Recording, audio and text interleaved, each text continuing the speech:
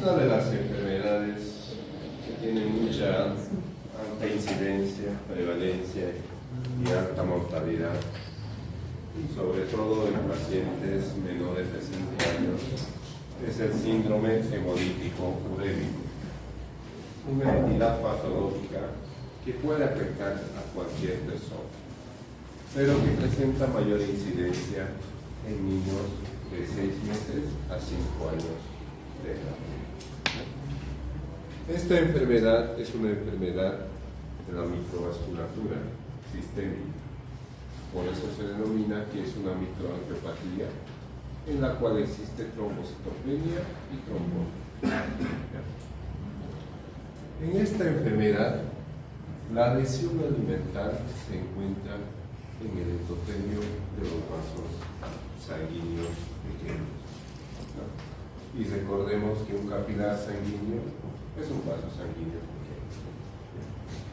Clínicamente se manifiesta por una triada patológica, en la cual se evidencia principalmente anemia hemolítica de etiología no inmune, el consumo de plaquetas que conlleva la trombocitopenia y la falla renal aguda. Dependiendo dónde nos ubiquemos, si estamos en países desarrollados en vías de desarrollo, la incidencia varía considerablemente. Por ejemplo, en países de primer mundo, la incidencia es baja, solamente existe de 2 a 3 casos por cada 100.000 niños menores de 5 años. Países como Latinoamérica, en la cual nos incluimos, la incidencia es mucho más alta, 10 veces más. Y de esto se lleva en primer lugar los países como Argentina, en la cual hay de 10 a 17 casos por cada 100.000 niños. Esta gran diferencia se debe principalmente a la educación y a las medidas higiénico-dietéticas. Ocurre con mayor incidencia y frecuencia en las etapas de calor o épocas de calor, primavera y verano, y coincide, ¿verdad? En época de calor existen más individuos que cruzan con cuadros diarreicos. No existe predilección por hombres o mujeres. Afecta de la misma manera y de la misma cantidad tanto a hombres y mujeres. La mayor incidencia o el mayor riesgo está en este grupo etario. ¿Por qué? Porque a esa edad inician lo que se llama alimentación complementaria por los pacientes, ¿no? Y por eso la incidencia está siendo más alta en ese grupo. Independientemente de donde los ubiquemos, la mayor incidencia se encuentra en los menores de 4 años. Y dependiendo también, como pueden observar en esta gráfica, el principal serotipo o serogrupo de agente etiológico es la E. coli, y el serotipo más común es el 0,155, independientemente si es menor de 4 años o mayor de 65 años. El agente etiológico es el mismo. A lo largo de los años, la clasificación ha ido variando, como siempre. Inicialmente esta enfermedad se llamaba síndrome hemolítico urémico típico y síndrome hemolítico urémico atípico, así se conocía. Pasó el tiempo, después le llamaron síndrome hemolítico urémico diarrea positiva, síndrome hemolítico urémico diarrea negativa. Y en el 2017 se realiza nuevamente una clasificación que lo subdivide en síndrome hemolítico hereditario, infeccioso adquirido y no infeccioso adquirido. Entonces, a pasar los años, la clasificación varía y cambia. Dentro del componente hereditario se refiere principalmente a las mutaciones genéticas. Y estas mutaciones se observan principalmente en el complemento principalmente por C3, CD46. Mutaciones en los factores de coagulación, principalmente por factor de Von-Willebrand, y errores innatos del metabolismo de la vitamina B12. Dentro de las infecciosas adquiridas, aquí está el grupo más predominante, el 70% de las causas. Tenemos principalmente la infección por la E. coli, el serotipo 0157. Otras infecciones que también pueden favorecer el desarrollo son la Shigella, HIV, virus hepatitis B, C, el estreptococo. Y dentro de la etiología no infecciosa adquirida tenemos principalmente por la toxicidad de ciertos medicamentos, principalmente los mTOR. Son medicamentos inmunosupresores que se utilizan con mucha frecuencia en pacientes trasplantados. Los anticancinúricos, que se utilizan principalmente en aquellos pacientes con síndrome nefrótico resistente, o también se pueden utilizar en el grupo.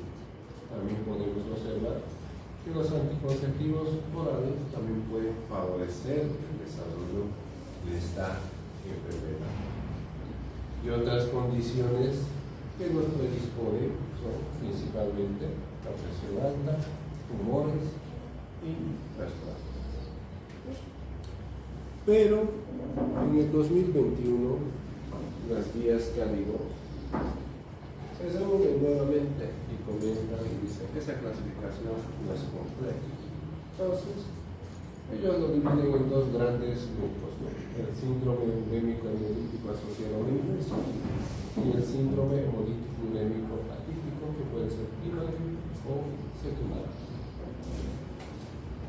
Dentro del síndrome urémico hemolítico asociado a infección, pues, están principalmente los componentes relacionados con la E.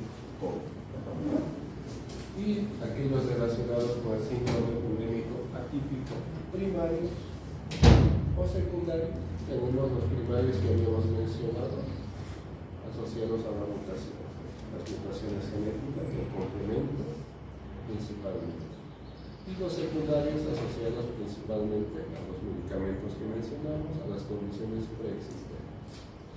Como ven, todas las clasificaciones son lo mismo. Lo único que varía es el orden que colocan cada vez. ¿Ya? La etiología de la enfermedad a nivel mundial es el mismo. Finlandia, América del Sur. Serotipo E. coli 0157. Lo mismo. Entonces, el agente etiológico más común, independientemente de la edad, es la E. coli. Y el serotipo más común, 0157. Esta enfermedad llega a los hospitales 2 a 3 casos por cada mes. Y la mayoría requieren terapia diagnóstica. Este agente ingresa de varias maneras al cuerpo, siendo la principal manera la carne contaminada por este agente etiológico. Recordemos que este microorganismo sobrevive en la carne cruda. Y actualmente las tendencias de nuestra alimentación nos gusta comer la carne cruda, ¿verdad? Entonces, si la carne no está bien cocida o tiene una buena cocción y está contaminada con este agente, lo más seguro es que nos vamos a comer. Recuerden, también de persona a persona, nos gusta ir a la piscina. También pueden decir eso. Contacto con animales y un cierto porcentaje se desconoce. Pero principalmente, como pueden ver en esta imagen, son los productos derivados de la leche. Por eso la leche que no está pasteurizada también puede predisponer a favorecer el desarrollo.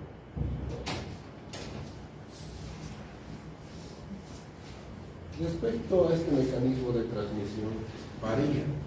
Por ejemplo, En países como Estados Unidos, donde pues las medidas higiénicas y sanitarias son mucho mejores, ¿por qué piensan que les puede dar a ellos?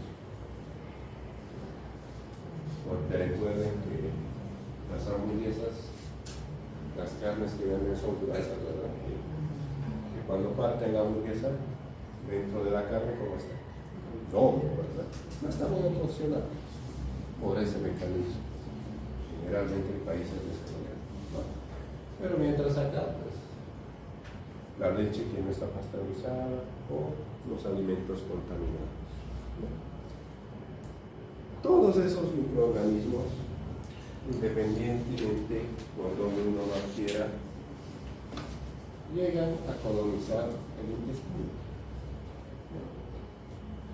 Una vez que llegan en el intestino, se adhieren y proliferan. Una vez que proliferan, empiezan a producir su toxina. En este caso se llama la toxina Shiga, ¿verdad? Esa toxina Shiga llega al torrente sanguíneo y en el torrente sanguíneo se distribuye de manera sistémica a todos los tejidos del cuerpo. Pero esta toxina tiene predilección por ciertos órganos porque tiene receptores en mayor cantidad. Y esos órganos son, miren, el tiburón, principalmente, puede apretar al aparato digestivo, al corazón o al sistema nervioso central. Y la manifestación dependerá dependiendo dónde se localiza en mayor cantidad. Una vez que se diseminan, se unen a las diferentes células y utilizan mecanismos de transporte para ingresar dentro de la célula.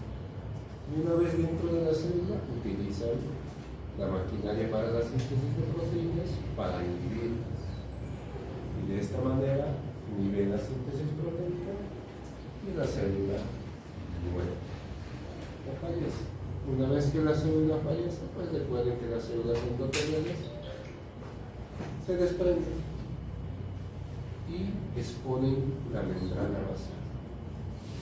Esta membrana basal es altamente trombogénica. ¿Qué significa? Que favorece el desarrollo del cáncer. Entonces, una vez expuestos, empiezan a unir las plaquetas y de esta manera las plaquetas descienden, se empiezan a destruir los eritrocitos y generan anemia y empiezan a desarrollarse trombos. Y estos trombos van obstruyendo los diferentes órganos del cuerpo. La evolución de esta enfermedad empieza con la ingesta. Existe un periodo de incubación variable, en algunos será 3, en algunos será 5, variable, y posteriormente empieza el cuadro temporal, que cruzan con diarrea, vómito, dolor abdominal. Como cualquier cuadro enteral, cualquier cuadro diarreico cursa con todos esos síntomas. Pero, después de este cuadro enteral, alrededor del tercer día, empieza la disentería. Empiezan las evacuaciones forzosas. Y el individuo se vuelve pálido, blanco, porque está perdiendo una gran cantidad de sangre y se está generando una gran cantidad de hemólisis en el cuerpo. Y se vuelve pálido. Y desde este punto, algunos se van a sanar, otros no se van a sanar. La mayoría de los casos, el 85%, remiten solos. Y solamente el 15% de esos individuos va a desarrollar un síndrome hemolítico urémico. Entonces, la evolución típica de esta enfermedad son pacientes que empiezan con diarrea. Pasa 3 días, empieza la disentería. Y junto con la disentería viene la palidez. Esa es la evolución de esta enfermedad. Entonces, cuando vemos un paciente que empezó con diarrea y se volvió blanco, es un síndrome hemolítico urémico hasta descartar lo contrario. ¿Ya? Y ese 15%, pues, que desarrolla un síndrome hemolítico urémico, puede desarrollar la tríada clínica o la tríada patológica, que son anemia, plaquetopenia y falla renal. La anemia se observa en el 100% de los casos. Y generalmente los niveles de hemoglobina son menores o iguales a 7 gramos, dependiendo a la gravedad. La prueba de Hus negativo, los niveles de bilisubina van a estar elevados, ¿no?, a expensas de la indirecta, porque recordemos que la destrucción del eritrocito libera bilisubina, y la bilisubina que se libera es la indirecta. Cuando existe lisis, el PDLH sube. Todo eso. Y si se realiza un frotis en sangre periférica, se va a observar lo que llaman los esquistocitos. Los esquistocitos nada más son fragmentos de los eritrocitos que han sido lisados, nada más. Dentro del componente de las plaquetas se observa principalmente plaquetopenia. Y plaquetopenia pues se define menor a 150.000 milímetros. Y la gravedad o el descenso de la plaquetopenia puede ser leve, moderada o severa. Y en el extendido periférico pues se va a poder observar formas inmaduras de las plaquetas, lo que se denomina macroplaquetas, tratando de compensar el déficit de plaquetas que existen. Y a nivel renal, mencionamos que esta es una enfermedad de vasos pequeños. Y estos vasos pequeños se caracterizan por la formación de trombos. Y estos trombos obstruyen el capilar glomerular. Esta obstrucción puede ser leve o severa. Y dependiendo al grado de obstrucción, dependerá la sintomatología renal. Por ejemplo, miren en este capilar, estos puntos rosaditos que ven son los trombos que ocurren en ese enfermedad. Entonces, si está tapado el capilar, pues no va a haber filtración, no va a haber depuración.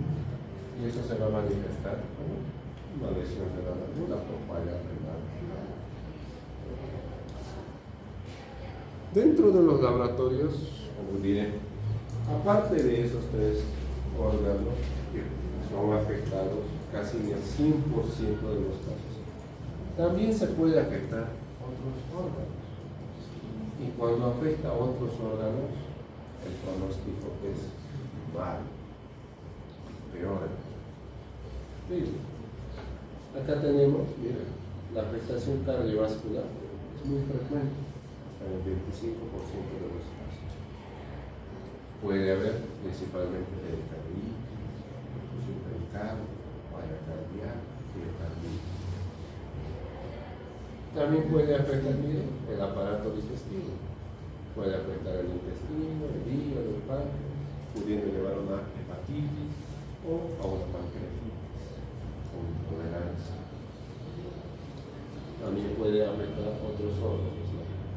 Entonces puede afectar cualquier órgano. Pero si afecta a otros órganos, el pronóstico es bajo. El diagnóstico de esta enfermedad pues, se basa en la sospecha. Y la sospecha se basa pues, en la realización de una buena historia clínica, realizar una buena anamnesis y un buen examen físico. También en los laboratorios de sangre, los exámenes como la orina y el control físico. Pero esta enfermedad se diagnostica si la sospecha. Si no la sospecha, pues va a estar ahí el paciente. Dentro de los paraclínicos existen muchos que nos pueden o se puede solicitar. Dentro de los laboratorios, alteraciones hematológicas, resultado de la hemólisis, ¿qué podemos encontrar? Aumento de la LDH, los reticulocitos aumentan, las acroglobulina disminuyen, la bilirrubina indirecta sube, principalmente eso. Dentro de las plaquetas se observará la trombocitopenia. En la fórmula blanca puede haber neutropenia, los sistemas de coagulación TP y TPT normal. También los marcadores renales podemos observar principalmente incremento de suado, hipercalemia, acidosis, alteraciones con el aparato digestivo, principalmente de hipoaglucemia, hiponatremia, hiperglicemia, elevación de enzimas hepáticas. Y dentro del examen microbiológico, pues, principalmente el cóctel. Y en el uroanálisis, que es lo que podemos observar, la presencia de sangre, proteínas u otras alteraciones. Entonces los laboratorios pues son muchos que nos pueden ayudar a diagnosticar esta enfermedad, pero los laboratorios mencionados ahí no se encuentran en todos los hospitales. La mayoría de estos laboratorios solamente se encuentran en el tercer nivel. En primer nivel y en segundo nivel pues, se contará con solamente un hemograma. Dentro del tratamiento, una vez sospechado y diagnosticado la enfermedad, algo que sí sabemos y que sí se sabe es que la hidratación es el pilar fundamental del tratamiento. Pues en cualquier cuadro enteral que damos, algo líquido. Y se sabe ya actualmente que si se sospecha de una manera precoz la enfermedad, se inicia hidratación, ya sea por vía oral o endovenosa, mejora el pronóstico. O sea, mejora que el paciente no ingrese a terapia biológica, como en este estudio, en la cual compararon dos grupos. A unos les dieron líquidos y a otros no les dieron. Aquellos individuos que recibieron líquido no ingresaron a terapia biológica. Ingresaron, pero el porcentaje es mucho menor comparado a aquellos individuos que se les restringen. Pues es lo que se realiza, ¿no? Según los planes que existe, plan A, plan B, plan C, en el cuadro enteral, que dicen, la de agua. Entonces, inicialmente se manejará como cualquier cuadro integral. Pero eso de los líquidos no es una regla, ¿no? ¿Por qué? Porque si tu paciente ya viene con datos de hipervolemia, no le vas a dar líquidos, porque si no se muere. O ya viene un falla renal con datos clínicos o laboratoriales de terapia dialítica, tampoco ya le das, ¿no? O presenta comorbilidades, una comorbilidad, una malformación cardíaca, una falla cardíaca, pues tampoco. Si no presenta estos casos, pues dale agua por cualquier vía. Con respecto al componente hematológico, mencionamos que estos pacientes cursan con anemia. Pues la recomendación para la anemia es la transfusión de concentrado eritrocitario. Y existen indicaciones precisas, y estas son niveles menores de hemoglobina menor a 7 o la presencia de datos de cor anémico. ¿Qué significa cor anémico? Falla cardíaca secundario a la anemia. En esos casos pueden transfundir el concentrado plaquetario, pues no se toma valores o cifras de plaquetas.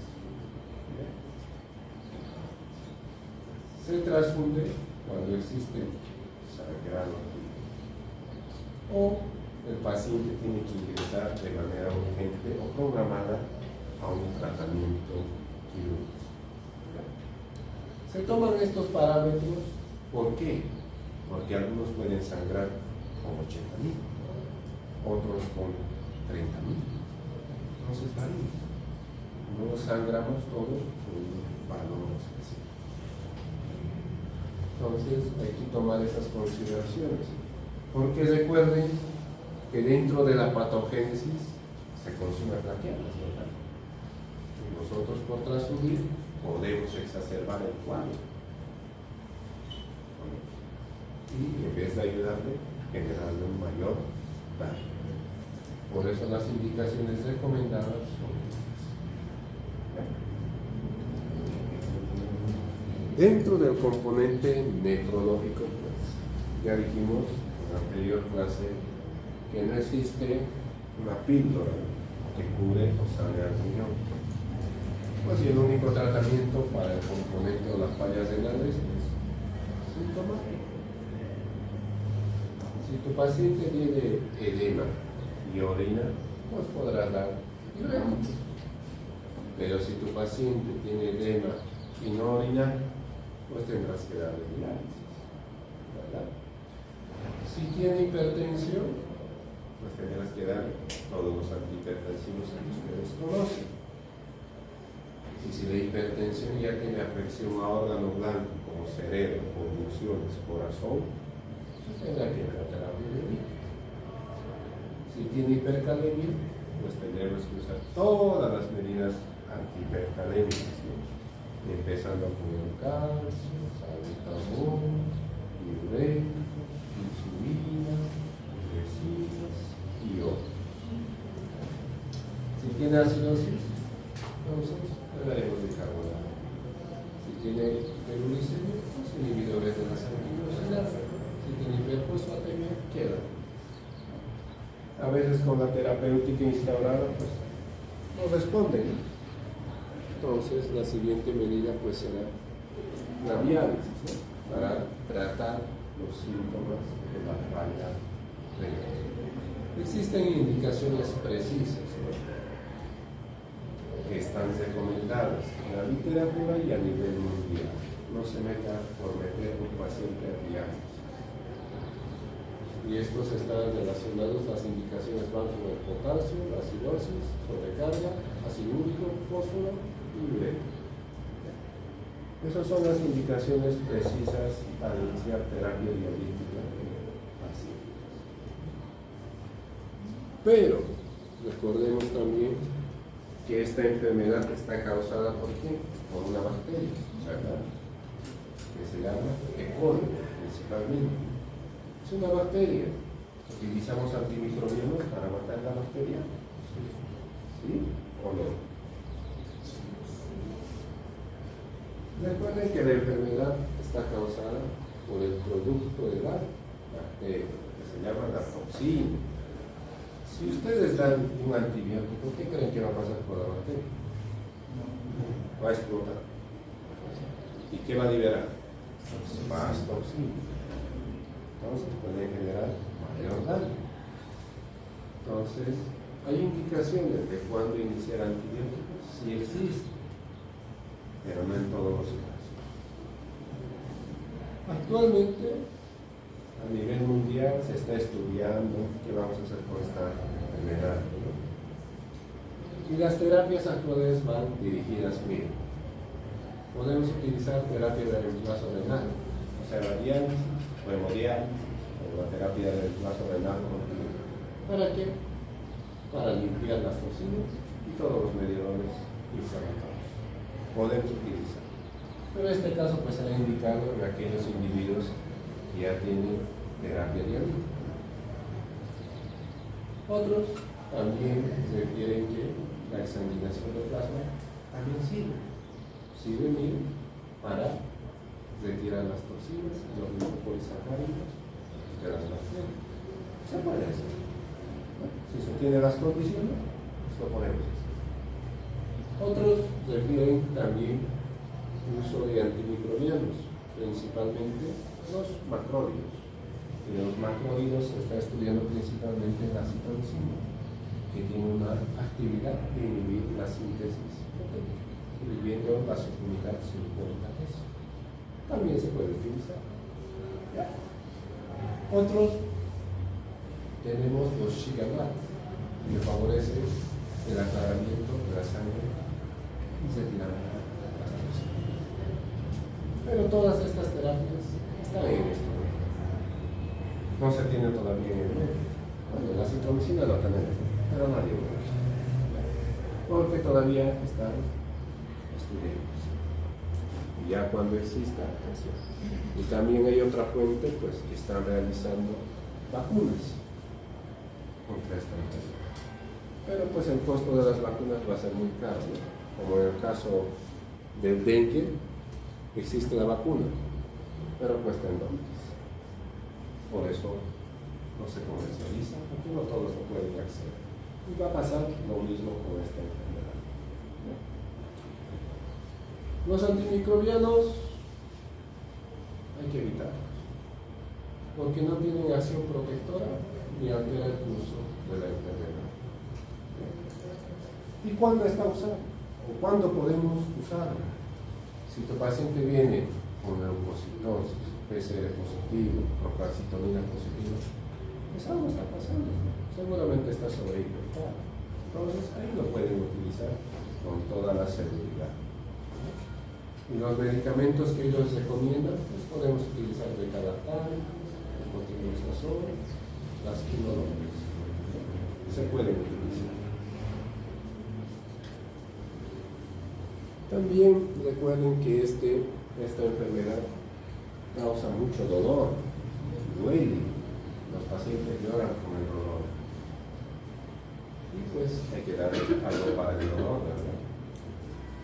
Y lo que vas utilizando, los antiespasmódicos, ¿verdad? ¿Duele panza? Tómate un butil, una buscapina. Pues en esta enfermedad están contraindicados esos medicamentos. ¿Por qué? Porque como disminuyen la motilidad intestinal, facilitan o aumentan el tiempo de permanencia de la bacteria. Entonces la bacteria se encuentra mayor tiempo, produce mayor toxina y la toxina se continúa absorbiendo los electrones sanguíneos. Porque recuerden que el cuadro diazeico o la diasa es un mecanismo de protección en el cual el cuerpo trata de eliminar el agente agresor. Entonces, medicamentos antimotilidad no se usan, ni están indicados. El pronóstico va a depender principalmente si tu paciente, cuando llegó, tuvo manifestaciones extrasrenales y se afectó principalmente al sistema neurológico, o sea, que convulsionó, que tuvo algún movimiento. Se afectó, pronóstico muy bajo. Otro, depende si has recibido terapia de reemplazo renal o no has recibido. Porque obvio, si has recibido terapia de reemplazo renal, seguramente venía en un mal estado general. Y otro componente muy importante es cuánto tiempo no orina. Mientras más tiempo esté en anuria, peor el pronóstico. Y la recuperación renal hace mucho tiempo. Entonces hay que tomar en consideración todos estos parámetros. Porque lo primero que preguntan los familiares es, ¿va a quedar bien? No sabemos. Y eso dependerá de todo eso. Y también depende mucho de la terapia que iniciemos de manera precoz. ¿Se recuperan? Sí, la mayoría de los individuos se recuperan. Unos tardan 2 semanas, otros tardan 3 semanas, otros tardan 1 mes. Está bien. Pero, pues, como cualquiera que tiene un accidente, ya no queda igual, ¿verdad? Lo mismo pasa con el riñón. Ya no quedan como individuos. Esta enfermedad deja huella, cicatrices en el riñón. Y estas huellas se quedan de por vida. hipertensos, algunos continúan y otros terminan con un grado de fallas renales. Y todo esto hay que diagnosticar. ¿Por qué? Porque si la hipertensión no se trata, el deterioro renal va a ser más raro. Va a requerir terapia dialítica más. La proteinuria, ya dijimos que las proteínas en la orina es anormal, ¿por qué? Porque las proteínas cuando están en el riñón generan inflamación y esa inflamación destruye medios. Entonces, si tiene proteinuria, hay que tratar. Y si la función renal está alterada, hay que tratar. Y de esta manera, pues, evitamos que el paciente llegue a enfermedad renal crónica y hacemos que llegue en 20 años en vez de 5 años. Entonces, todo paciente hay que darle seguimiento. No una vez que se la realta, ya y se acaba. No. Tiene que seguir lo que vive. El seguimiento puede ser regular, cuando ya los síntomas han desaparecido. La fórmula hemograma, las plaquetas, ya van a normalidad. El seguimiento anual tiene que verse principalmente, miren, buscando los datos de daño o cicatriz renal, lo que mencionamos. Las proteínas, los niveles de creatinina. Y pues, lo más recomendable, ¿no? Asesorar para que tenga una vida lo más sana posible. Esta enfermedad se puede prevenir. Y la mejor manera, ¿cuál es?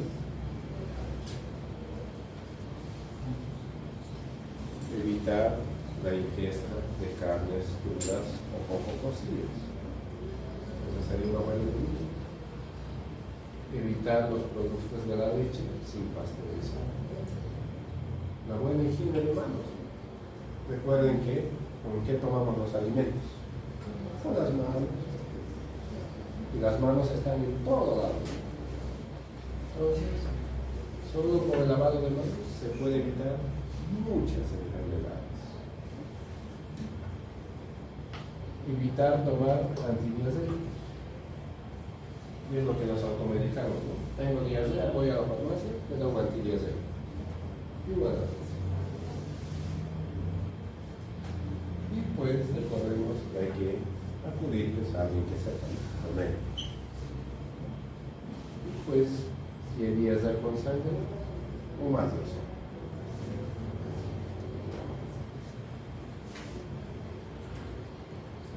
¿Preguntas o dudas, niños? Entonces, ¿qué recomendable lo de lo que decían los antibióticos? ¿Qué?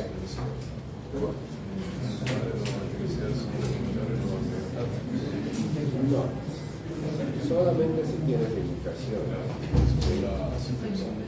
Sí. La citromicina está en estudio.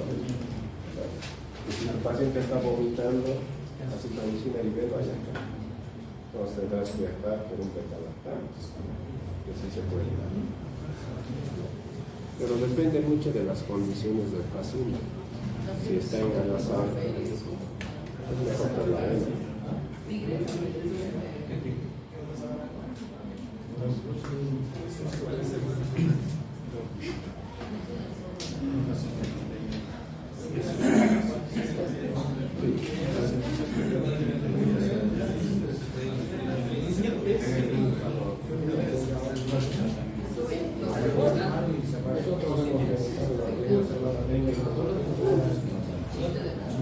Si sale una plaqueta, suspende ese paciente.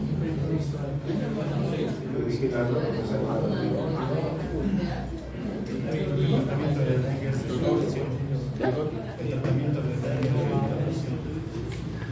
sí, pero los pacientes renales, vamos,